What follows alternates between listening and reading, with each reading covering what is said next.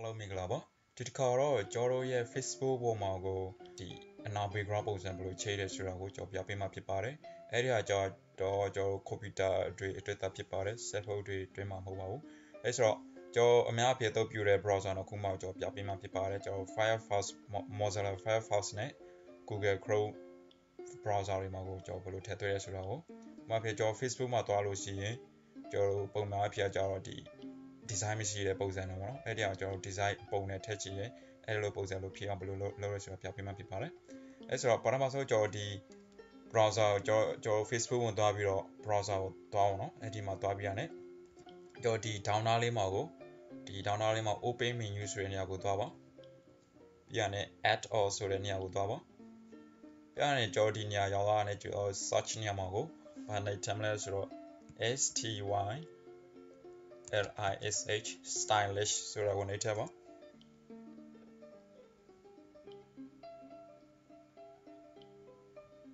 Okay stylish နဲ့ထည့်လာတယ်ကျွန်တော်ဒီညမှာကိုstylish ဆိုတာတွေ့ရလိမ့်မယ်အဲ stylish 1.4.3 ဆိုတာတွေ့ရလိမ့်မယ်အဲ့ဒီမှာကိုကျွန်တော် install ဆိုတဲ့နေရာကိုနှိပ်ပါ Okay install လုပ်ပြရတဲ့ကျွန်တော်ဒီဟာကို restart ဆိုတဲ့နေရာ restart now ဆိုတဲ့နေရာကိုနှိပ်လိုက်ပါ Okay ကျွန်တော် restart ပြလုပ်ပြီးသွားတာနဲ့ကျွန်တော်ဒီခုနလုပ်ထားတဲ့ဒီ add order တစ်ခုကိုဒီ extension ဆိုတဲ့နေရာကိုနှိပ်လိုက်ပါအဲ့ဒီနှိပ်လိုက်တာနဲ့ကျွန်တော်ခုနလုပ်ထားတဲ့ install လုပ်ထားတဲ့ဟာကြီးတွေ့ရလိမ့်မယ်အဲ့ဒီနေရာမှာကို stylish ဆိုတာတွေ့ရလိမ့်မယ်အဲ့ဒီ stylish ရဲ့နေရာမှာကို more ဆိုတဲ့နေရာကိုနှိပ်ပါ more ဆိုတာနှိပ်ပြီးရတဲ့ကျွန်တော်ဒီအောင်းနာလေးမှာသူ့ရဲ့ website ကိုတွေ့ရလိမ့်မယ် home page ဆိုတာတွေ့ရလိမ့်မယ်အဲ့ဒီ home page ဆိုတဲ့ဒီ link နေရာမှာနှိပ်လိုက်ပါ link နေရာနှိပ်ပြီးရတဲ့ကျွန်တော်ဒီနေရာမှာတွေ့လိမ့်မယ်ဆိုတော့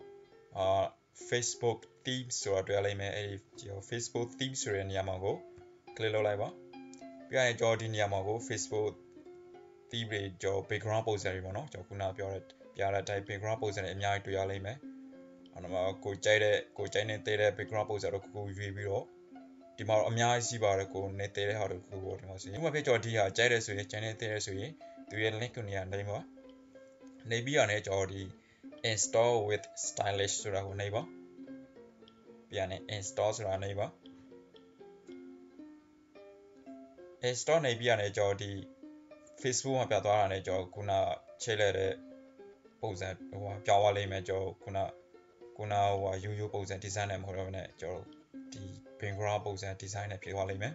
အဲ့ဆိုကျွန်တော် background ကိုပြောင်းသွားလိမ့်မယ်ဖြစ်ပါတယ်တကယ်လို့ဒီ background ကိုကျွန်တော်မကြိုက်ဘူးအခြားပုံစံကိုပြန်ထည့်ချင်ဆိုရင်လွယ်ပါတယ်အဲ့ဒါဘယ်လိုလုပ်လဲဆိုတော့ကျွန်တော်ဒီအပေါ်နားလေးမှာကျွန်တော် S ပုံနဲ့အဲ့ stylish symbol ပေါ့နော်အဲ့ဒီဟာတွေ့ရလိမ့်မယ်အဲ့ဒီနေရာမှာကျွန်တော်ဘာလုပ်မလဲဆိုတော့အဲ့ဒါ click လုပ်လိုက်ပါ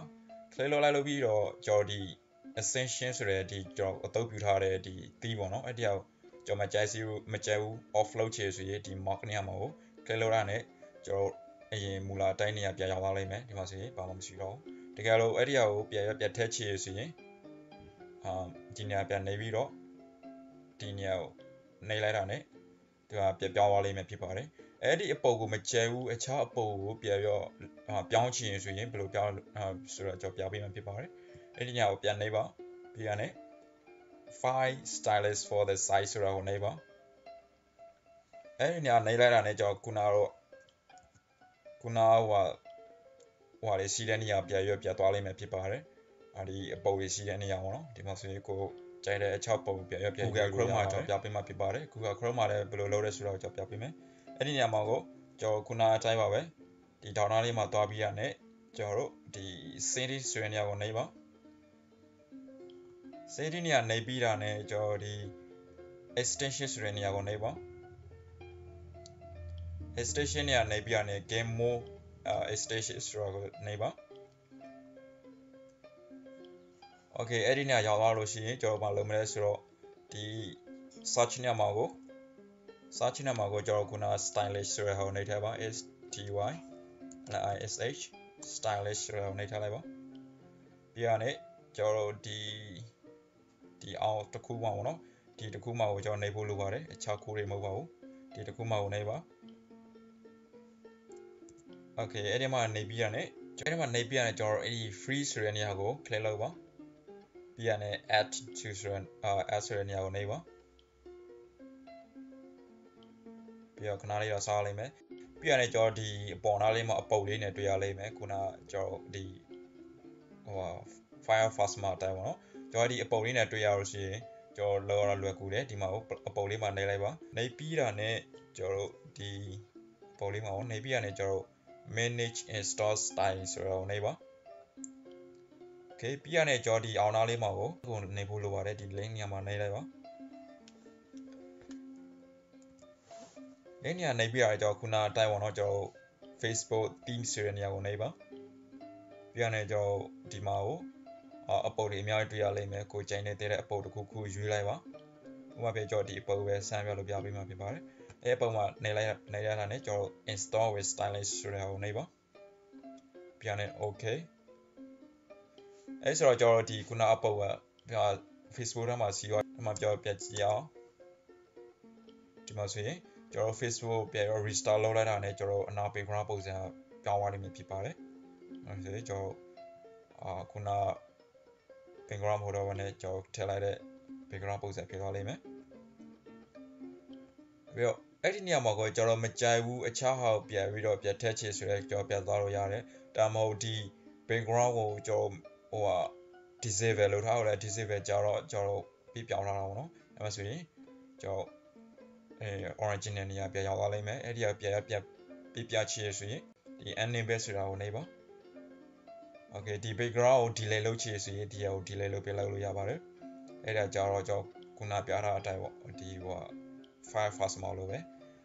နောက်တစ်ခုကျတော့ကျွန်တော်ဒီ background ကိုမကြိုက်ဘူးအခြား background ကိုပြန်ရွေးချယ်ရဆိုရင်ခုနအတိုက်ပြသွားပါ manage install ဆိုတဲ့နေရာပြသွားပြီးရတယ်ကျွန်တော်ဒီ website နေရာပြသွားဖို့လိုပါတယ် userstyle.org ဆိုတဲ့နေရာကိုသွားပြီးရတယ်ဒီ Facebook Theme ဆိုတဲ့နေရာပြန်နေပါပြီးရတယ်ဒီမှာကျွန်တော်ပြန်ရွေးလို့ရပါတယ်အခြားပုံပေါ့ဒီပုံကြိုက်ရဆိုရင်ဒီအပုံကိုနေဆိုတဲ့နေရာမှာနေပါနေပြီးရတယ်ကျွန်တော်ဒီ install with stylish ဆိုတဲ့နေရာကိုနေလိုက်ပါပြန်နေ okay လို့ပြရတယ်ကျွန်တော်ဒီနေရာမှာပြန်သွားပြီးတော့ပြန်လုံးလိုက်တာနဲ့ကျွန်တော်ခုနအပုံပြောင်းသွားလိမ့်မယ်ဖြစ်ပါတယ်ပြီးတော့ကျွန်တော်မလို့အဲ့ဒါဟာကြတော့ဒီမှာ disable ဆိုရလို့လိုက်ပါ monster ဆိုရ disable okay ဒီမှာဆိုရင်နှစ်ခုထမ်းနေလို့ရှိရင်တော့ကျွန်တော်ဒီအကောလုံးတွေ့ရမှာမဟုတ်ပါဘူးဒီကြောင့်မို့တစ်ခုပဲကျွန်တော်ရွေးချယ်ပါနှစ်ခုထမ်းနေလို့ရှိရင်နှစ်ခုစလုံးပေါင်းနေရလိမ့်မယ်ဒီမှာ okay အဲ့ဆိုတော့ Firefox မှာလည်းရတယ်ပြီးတော့ဒီ Google Chrome မှာလည်းရတယ်ဆိုတော့အားလုံးရှင်းပြီးမှလို့မျှော်လင့်ပါတယ်ပြီးတော့ဒီကကြတော့ကျွန်တော်ကို computer တစ်လုံးတွေ့ပဲရပါတယ်အခြား computer မှာကျွန်တော်ဒီload ထားတဲ့ပုံစံလေးတွေ့ရမှာမဟုတ်ပါဘူးအဲ့ဆိုတော့အဲ့ဒီကလည်းတည်ထားဖို့လိုတယ် Hello good luck bye bye